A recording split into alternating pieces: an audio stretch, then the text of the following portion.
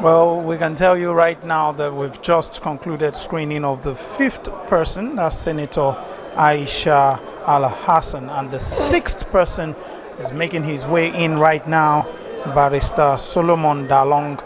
He walks in, followed closely by the Senior Special Advisor to the President on National Assembly Matters, and Senator and Barrister Dalong walks to take a bow before the Senate. He's going to be the 6th nominee today out of the 10 that are expected to face the Senate. I'll leave you now and hand over to the Senate President as Barrister Dalong takes the stand.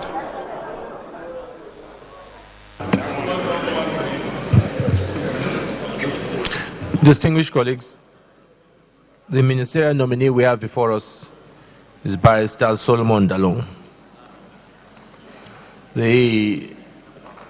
Barrister Dalong, we have your CV. We want you to give us a brief information of yourself. If there's anything, you don't need to talk at length about the entire CV. If there's anything in particular in your CV that you want to emphasize, or if there's something that has been missed out, then you can tell us about that. After that, you take a few questions.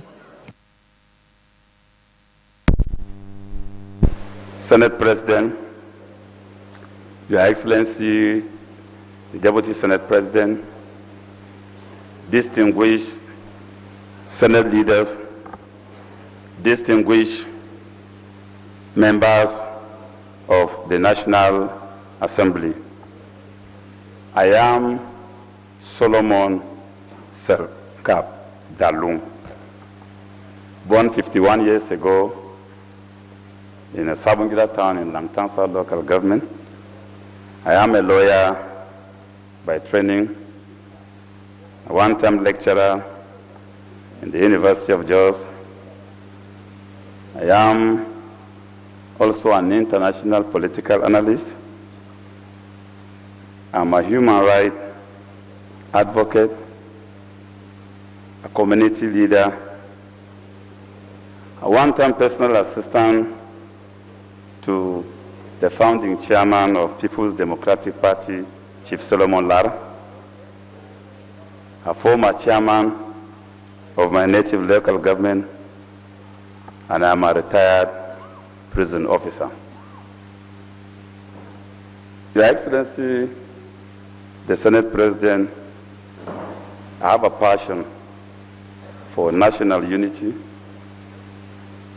peaceful coexistence, national integration of this great nation of ours that has great potential of being the home of the black people all over. Your Excellency, Mr. Senate President, having been nominated, I offer myself for selfless service to this country, awaiting the blessings of this democratically elected institution, the 8th Senate of the Federal Republic of Nigeria. Thank you. Senator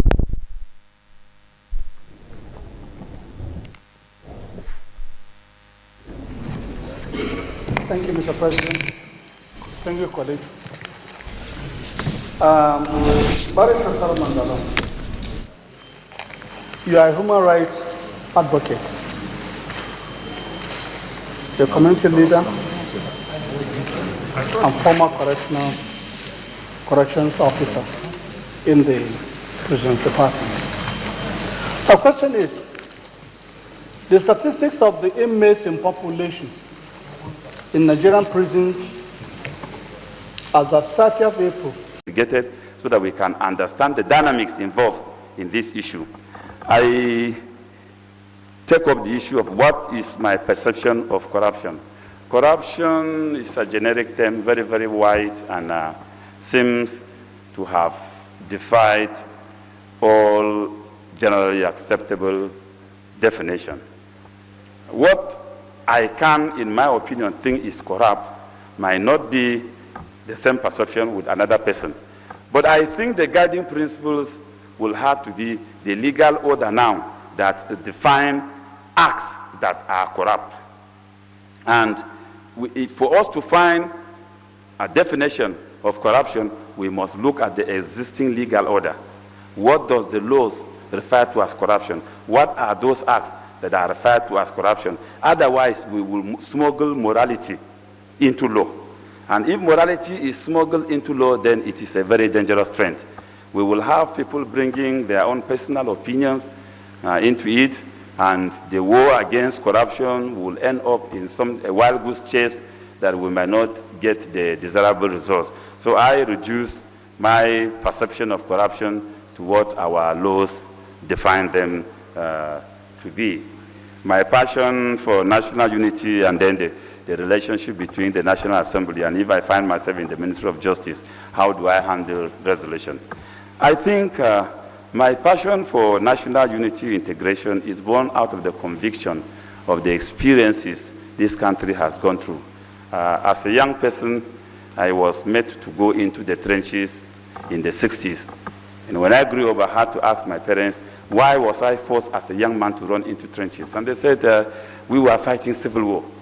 And I now developed the interest of what was the cause? Why should we fight ourselves?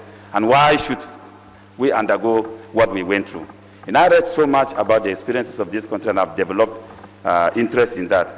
And my conclusion is that we are yet to build a nation. We are yet to build a nation where we have common interests and we may have our differences. We are not the only diverse nation in the world. Greater countries of the world are made up of diversity. Differences in religion, differences in tribe, but there must be common national interests. So my interest as a person is to try to reduce the gap, to encourage, to promote, so that all these differences are narrowed down. I find difficulty in understanding why there should be differences between Christianity and Islam. I can't reconcile why there should be a disagreement to the point of killing each other between the people in the north and in the south, and so forth, and so on and so forth. So I think for the religious differences, let's go back and look at our books. What do the revealed books provide? For Christianity, love your neighbor as you love yourself. And your neighbor cannot be a Christian. Your neighbor must be somebody who is not a Christian. That's why he's a neighbor. You must love him. For Islam, Islam is a religion of peace. And of course, it has a very good foundation of support of Christianity at the initial stage. What basis have Muslims to hate Christians? So I think if we begin to think like this, we'll be able to narrow the gap. If we begin to see ourselves as Nigerians, we'll begin to narrow the gap of differences in tribes. And once we do this, we'll be able to build a nation where our children can be proud. Then coming to cutting of costs and merger of the anti-graft agencies. The proliferation of the anti-graft agencies, to my mind, made the situation a duplication of effort. Somebody is invited today to go to EFCC on the same charges. Tomorrow he is invited to go to ICPC on the same.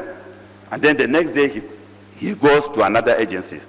I think a code of conduct and all. So I think the distinguished Senate of the Federal Republic of Nigeria has to look back. I mean, all these legislations have to be reviewed and brought into conformity with what we intend to achieve. But the proliferation of these agencies doing the same thing, I think, is responsible for the crisis that has infected even our definition of what is corruption. So my opinion is I stand boldly to support the merger of these agencies so that we can have a solid anti-graft agencies that will discharge the obligation imposed upon it by law.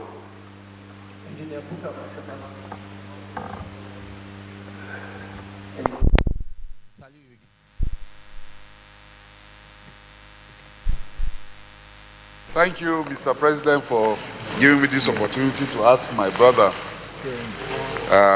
Mr. Dalong. I congratulate you for being a nominee and before this Senate. I have just short two questions for you. Number one is, will you subscribe to, based on your experience in the prison service, what would you say that is Nigerian prisons a correctional prisons, or a prison just to shut up or lock up the criminals? And will you subscribe to correctional prisons in Nigeria?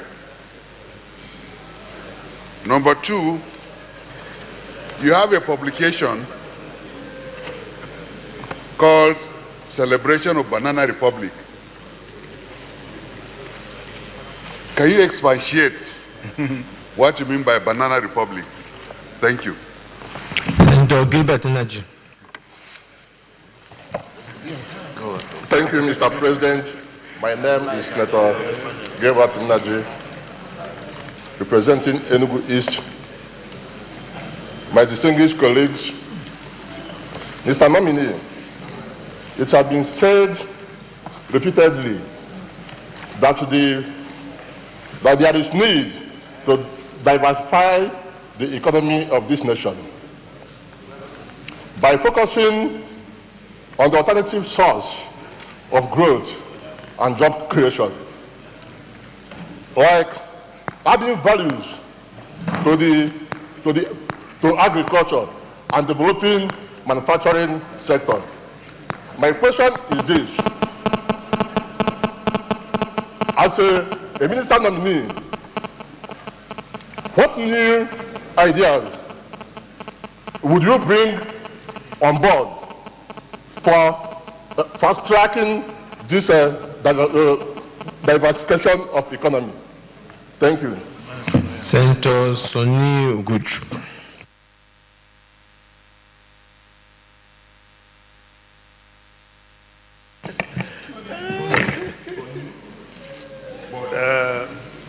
Mr. Nominee,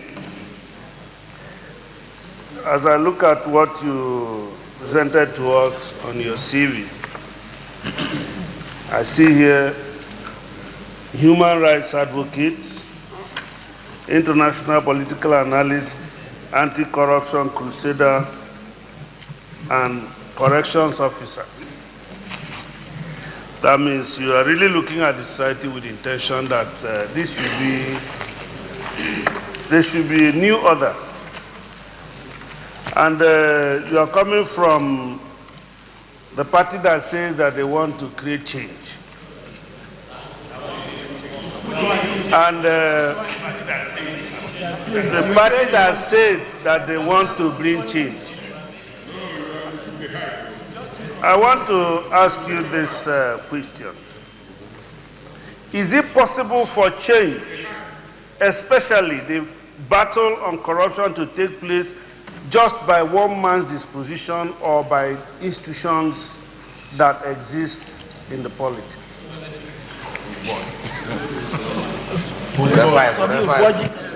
Barrister Dalong can take those questions. Thank you, Your Excellency, the Senate President.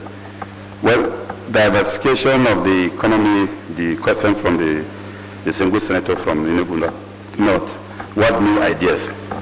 In Enugu East, sorry. Well, I think the over-dependency on oil had indeed made Nigerians lazy people. It has produced people thinking that since we have an established source with which we can get anything we want, and so there is no need for new ideas. This is reflected in the way our local government system and state government handle the issue of IGR. Going by the IGR of most